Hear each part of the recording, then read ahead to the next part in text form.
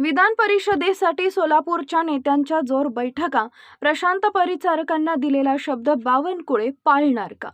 महाराष्ट्र विधान परिषदेच्या 9 जागांसाठी निवडणूक जाहीर करण्यात आली आहे. भारत निवडणूक आयोगाकडून महाराष्ट्रातील विधान परिषद निवडणुकीचा कार्यक्रम जाहीर केलाय. विधान परिषदेच्या 9 जागांसाठी 12 मे रोजी मतदान होणार आहे. 12 मे रोजी सकाळी 9 वाजल्यापासून दुपारी 4 वाजेपर्यंत मतदान होईल, तर 12 मे रोजीच निकाल जाहीर होणार आहे.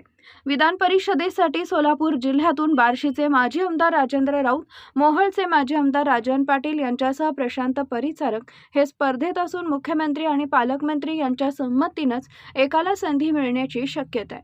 सध्या निवृत्त होणाऱ्या विधान परिषद आमदारांमध्ये रणजितसिंह मोहिते पाटील यांचं नाव असून त्यांचा विचार याही वेळी होणार का, हाही चर्चेचा विषय आहे. विधान परिषदेला संधी देताना 2029 लोकसभा निवडणुकीचा विचार करूनच भाजपा उमेदवार देणार असून यात राजन पाटील आणि प्रशांत परिचारक हे दोघे भाजपच्या दृष्टीनं फायदेशीर ठरणार आहेत. प्रशांत परिचारक यांनी गेल्या विधानसभा निवडणुकीत माघार घेऊन आमदार समाधान औताडे यांना निवडून आणलं होतं. त्यावेळी तत्कालीन प्रदेशाध्यक्ष चंद्रशेखर बावनकुळे यांनी परिचारक यांना विधान परिषदेत संधी देण्याचं आश्वासन दिले होते.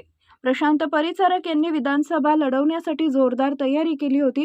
परिचारक कुटुंबाचे पंढरपूर, मंगळवेढा, माढा, मोहोळ व सांगोल्यातील काही भागात मोठ्या प्रमाणात राजकीय वर्चस्व असताना देखील प्रशांत परिचारक यांना भाजपनं विधानसभा निवडणुकीत माघार घ्यायला लावून समाधान औताडेंना निवडणुकीत निवडून आणण्याची जबाबदारी सोपवण्यात आली आणि ती जबाबदारी परिचारक यांच्याकडून प्रामाणिकपणे पार देखील पडली आहे.